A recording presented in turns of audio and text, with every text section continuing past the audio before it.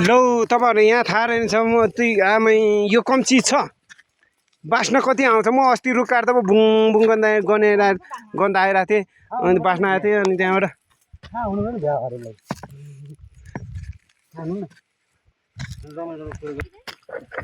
तपाईँको कुटेर हाल्ने अनि तपाईँको मासुमा पनि मासु तरकारी सरकारीमा पनि तपाईँको चाहिँ यस कुटेर हाल्यो भने तपाईँ पहिला त्यो सुप हाले जस्तो एकदम चाकिलो हुन्छ भाइ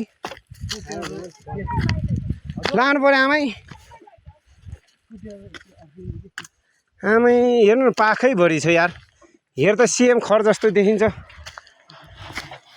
ठुलो तर यति मिठो बास्न दिन्छ कि यसले आमा बुङ बाटोमा हिँड्दै गन्ध आउँछ भाइ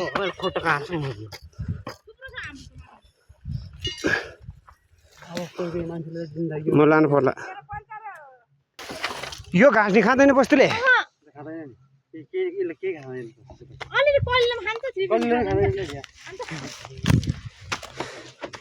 यो चाहिने आमामा यो ठाउँमा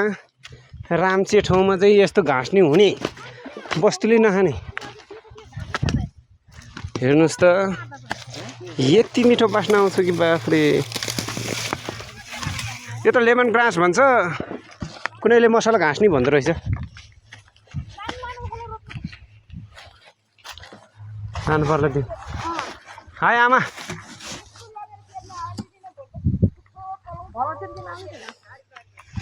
हुन्छ यो घाँस त यता त रहन्छ यता त रहन्छ त नि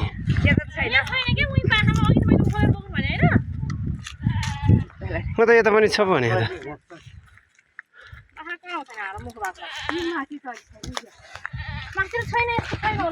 कहाँ यहाँ माथि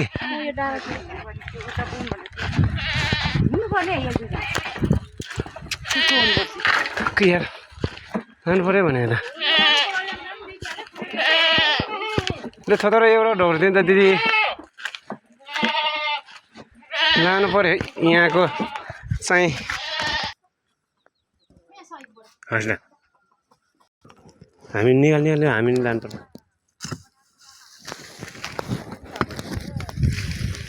यो त आमै मान्छेले चिज नजानेर पो रहेछ तपाईँ त्यसले ऊ त्यहाँ पनि गर्नु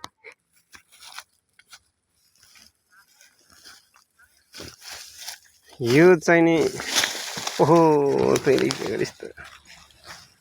त्यस्तो नगर्नु त्यो घाँसमा त्यो ऊ मात्रै निकाल्न त्यो घाँसभन्दा त्यो बाहिर त्यो चाहिँ लगेर मजाले रोप्नु पर्छ भाइ यो त राम्चे भन्ने ठाउँमा पो यत्रो हुँदो रहेछ यो थानापति मन्दिरको मुनि